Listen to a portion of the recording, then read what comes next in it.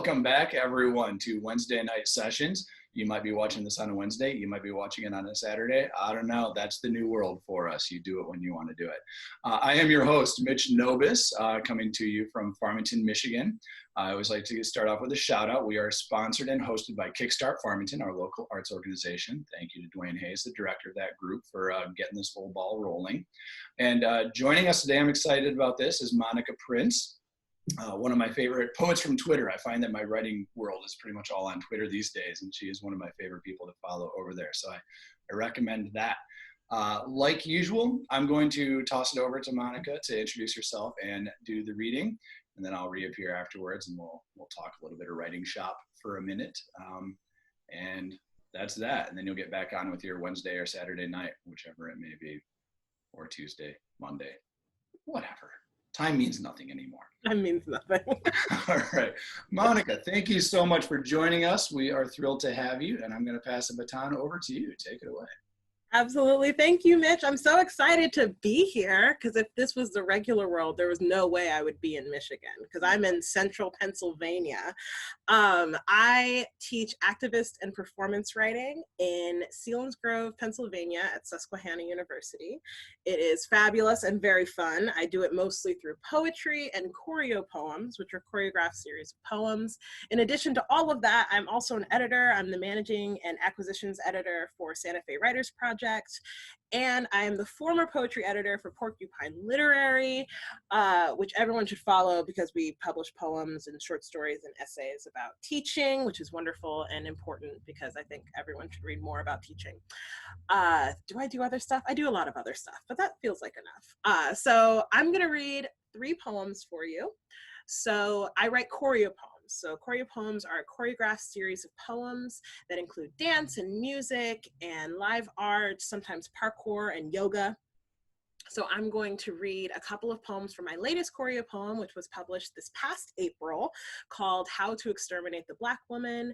It is a choreo poem that focuses on a character named Angela, who has a kind of a realization that the world does not want her. They do not support her, it doesn't care about her. So she fractures into 6 different emotions named fear, new, expectation, loss, silence, and fury.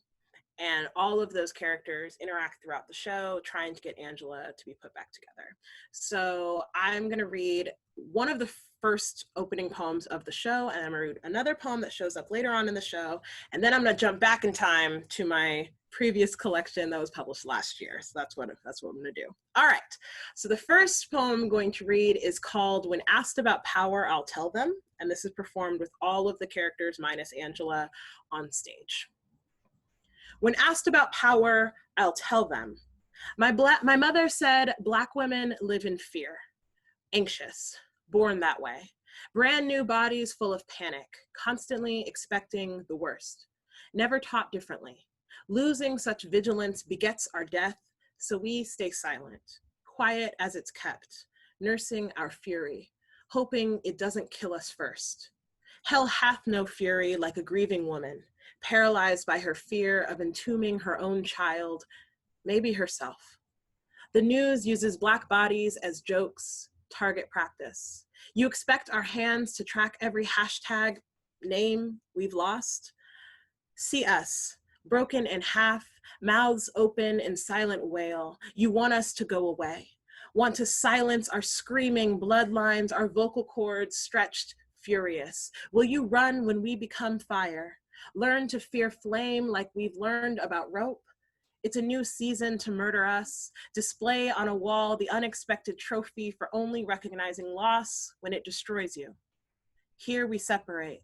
Lose the parts of us born from complacency and silence. Find us reborn, boiling our fury until we turn steel, turn threat. We fearless women know truths. What novels are birthed in back rooms, we know what to expect. Tension is our territory.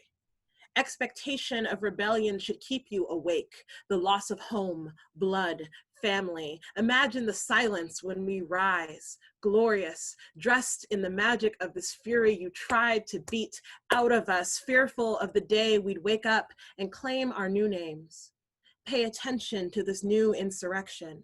Do not cower here, expecting ancestral amnesia, we the bereaved, mourning the loss of too many loved ones buried in silence, white supremacy battled in the dark. We link fury with resolve, welcome cold morning without fear. My mother said, accept silence, exercise fury, loosen fear. Our new hearts cannot. Here's a secret. No one ever expects reckoning to be a Black girl. All right. So later on in the show, we have the character, I always mix them up because there are 6 of them. So I want to make sure that I get the right character here. Okay, the character Loss, there we go. The character Loss, who wears blue. She describes one of the major losses in her life, and it's immediately after she witnesses one of the other characters attempt suicide. And so that character fails, but it inspires her to think of this moment in which she lost someone. All right. This one is called Loss as a Canyon. When they call out crater, canyon, valley, they mean me. At 11, I visited the Grand Canyon. I didn't know I was reading my own palm. At 18, I miscarried what I imagined to be a son. Ever since, I've only wanted daughters. The benefit of being a dark hole in the ground is absorption, sudden swallowing of emotions, light and otherwise. I'm not a well or a ground spring or laced with a river. I do not know how to swim. My walls are so steep, only experienced climbers can scale them. Jagged surfaces slice open their fingers. Assumed handholds easily crumble. When a body passes through you, it takes everything it can hold in its barely existent grasp. My son took my tolerance for deceit and any courage I had to kill myself. I used to let visitors in unannounced, helicoptered them to my floor so they could make love to the view from far below. I thought sharing myself, selling postcards, organizing excavations of unseen territory would keep me on Earth. It turns out replication, even accidentally with a man I will always lazily love, that's how to stay alive. Losing Dorian turned me from vaporous cloud to meteor to desperate crater, sculpting a landscape behind my mother's house. She doesn't know her daughter is a graveyard, an altar to almost children. I worry the ocean will one day drown this canyon body, fill every crevice, submerge any memory of the little boy I never had. I wonder, what good is memory if its only service is to suffocate you? All right, and my last poem. Last year, I published a collection called Instructions for Temporary Survival through Red Mountain Press. And it was my first poetry book, and so I'm really excited about it. And so I'm going to read this last poem. This is my DC poem because I gave a lot of readings in DC. So this is my DC poem. I know that's far away from Michigan, but I don't have Michigan poems. So this is gonna have to work for it. Okay, is that all right? Yeah, totally fine. Okay, so this is called Breathing Lessons. In the National Portrait Gallery in Washington, D.C., Parker Curry, who is 2, refuses to look at her mother, who wants a picture of her daughter with the portrait of former First Lady Michelle Obama. Parker Curry cannot move, her face transfixed, mouth agape, awestruck.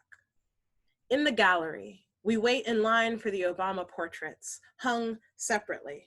And when we finally stand before them, we have roughly 30 seconds to a minute to admire, photograph, or curse. Parker Curry just stares. When we first realized the Obama family, we cried, not because they were Black or beautiful or about to make history, but because we thought someone might murder them. America doesn't like slaves to revolt. Parker Curry thought Michelle Obama was a queen. We held our breath through the primaries and the nomination and both general elections waiting. Do not confuse this breathlessness with hope. See it instead as prayer. No, they are not royalty or even the first powerful Black family, but finally, those who built the White House lived in it. And if that isn't rare air, Parker Curry looks like the first full breath in a decade, even as she holds hers in respect for a queen. Thank you. Man. Monica, those are outstanding. Thank you. I knew that coming in, right? But like hearing you read them is just it's a treat. Thank you very much. Why everyone should get on, because this is the joy you get out of it. Yeah, it gets a bad rap, I think. Like it does. It is sped up my learning. Like I don't know how many brand new things I've learned there. Certainly some, but like my awareness of, I mean, like I knew America had racism problems, but like I've been able to speed up my learning on that issues like exponentially. Yeah, Twitter is great for that. Twitter, yeah. Writer Twitter specifically. What's that? Writer Twitter specifically. Yes, yeah. There are different Twitters. I have learned that. Different Twitters for sure. Man, that last poem, I want to thank you for reading that one, because like that really gave voice to a thing that I think a lot of us never voiced that whole time. Like that, I was terrified of that the whole time, and I never. You're not supposed to say it, because if you say it, it might happen. Yeah. Exactly. Yeah. Awesome. We try to keep things short, so I mean I could go on, but you get two interview questions. Love it. Okay. So the first one, I find that the notion of a choreo poem is probably new for most people watching this. So if you could just give us kind of like the short-ish version, I don't know if there is one, like how did you come about that project? How to Exterminate a Black Woman? It's a capital P project, right? This isn't just a collection of poetry. It's got that cohesive vision, 6 different characters. I love that you admitted getting them confused, because like I don't know how you did all this. So tell us a little bit about that as a project. From like, where did the idea come from? How difficult was it to execute, et cetera, et cetera? Of course. So the choreo poem is a term that was coined by Ntozake Shange in 1975. With her first choreo poem, which was called For Colored Girls Who've Considered Suicide When the Rainbow Is Enough. It is a fabulous, fabulous show. It was on Broadway. It's still performed today. You can still see like high schools and colleges and off-Broadway performances of it. It's incredible. It was also made into a movie in 2010, but we don't talk about the movie. It's not a bad movie. It's just, we don't talk about the movie. I didn't know it was up there. Yeah, Tyler Perry made the movie. And there's lots of fabulous people in it, but but she did help with the screenplay, so that made it okay.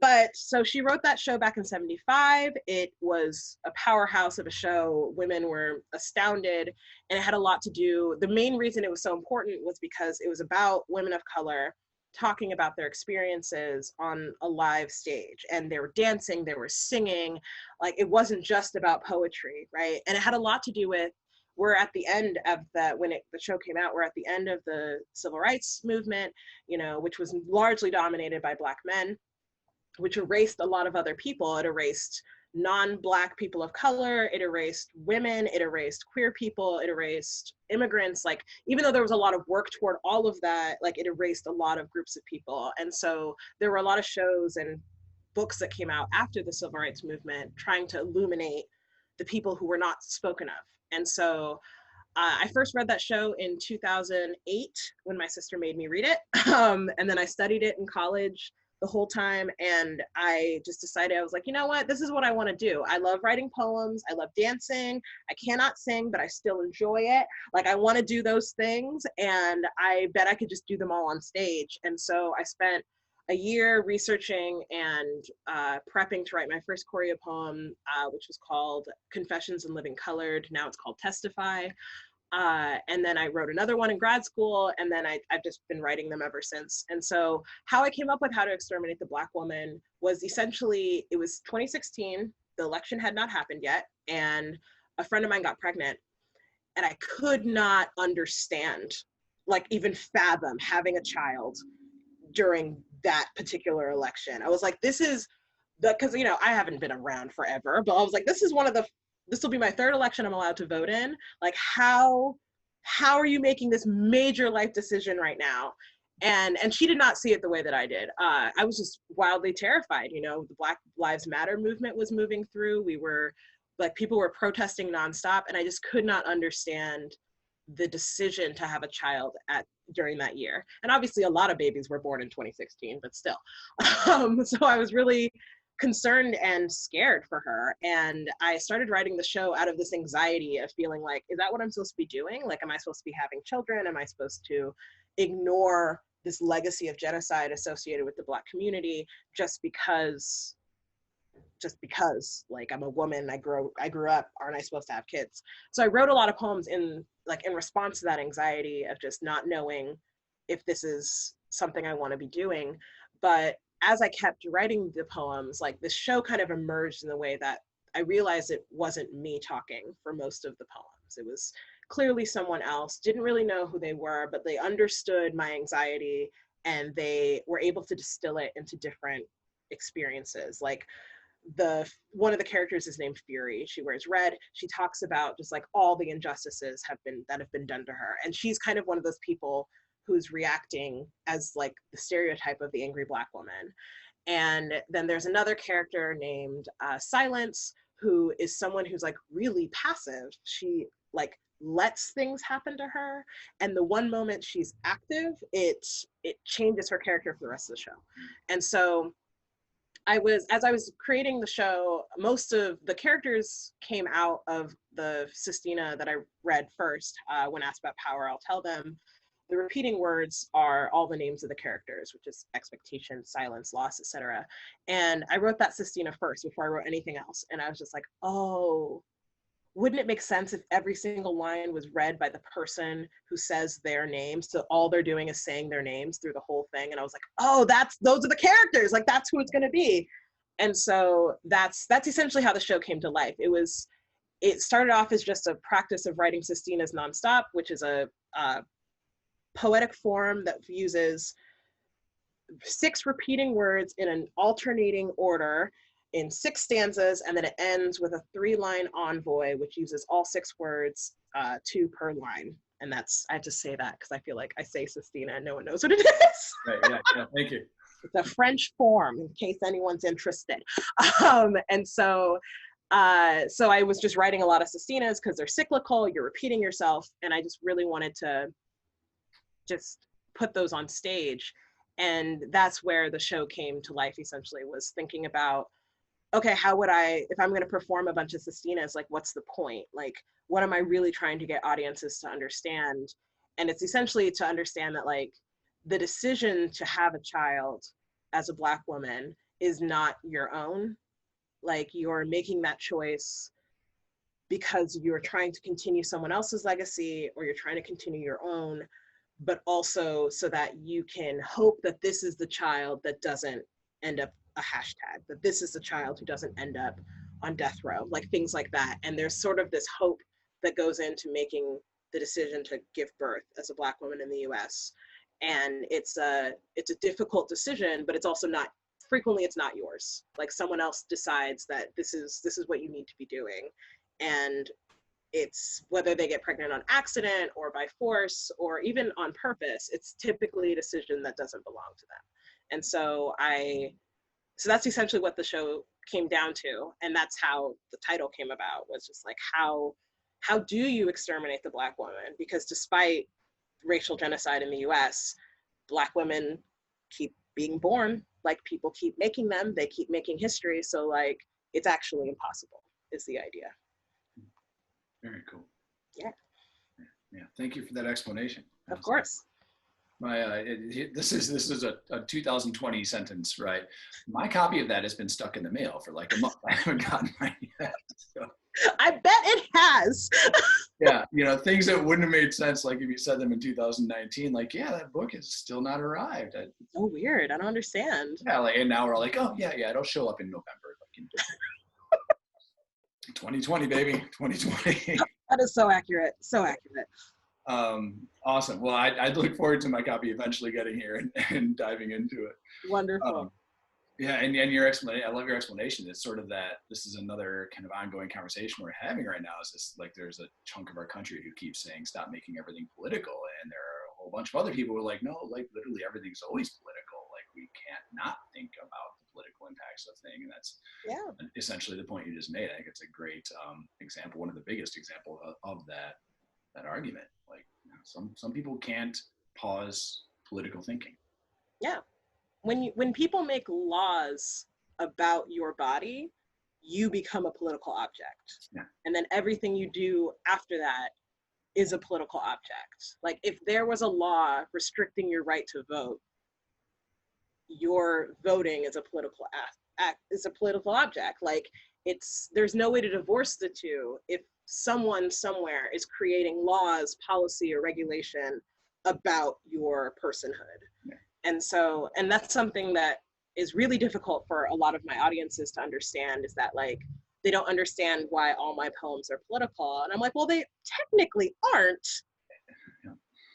Like they become political because I'm a political body. Like I'm a woman, I'm cisgendered, I'm Black, I'm young, like I'm educated. Like all those things have been regulated and institutionalized. So I can't escape being a political person because everything about myself has been political. Yeah. Yep. And I hear you. You know, I mean, here in Michigan, like, you know, I have friends in Flint. Like, I get frustrated. People say this, like, not everything's political. I'm like, our very water is political. Our very air, downriver Detroit, has all these pollution air problems. Like, our air and water are the ultimate political subjects here. Yes. It's like, yeah, everything's political. All right. Let's switch gears. Let's get the second question is always, you know, first question is usually about your craft. Second question is usually something silly. I have little kids at home. We have a 10-year-old and a 6-year-old, and we're kind of ramping up for online learning this fall. And we're kind of surrounded by families who aren't always I feel like COVID's become a religion. Like we're COVID observant in our house. Like I feel like this is the best way to say it.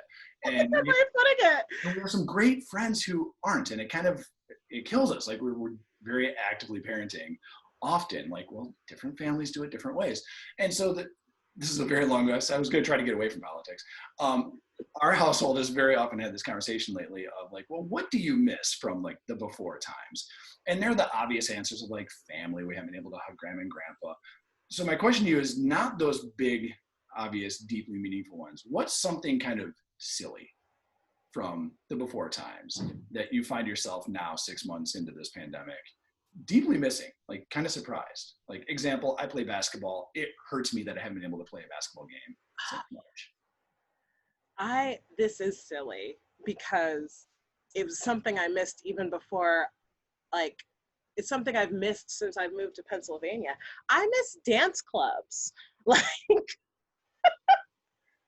I miss being able to take a cab or public transit to some dingy club, giving someone $10 in my ID to go dance in some basement with like low-key terrible rap music, and to like dance with strangers. Like I miss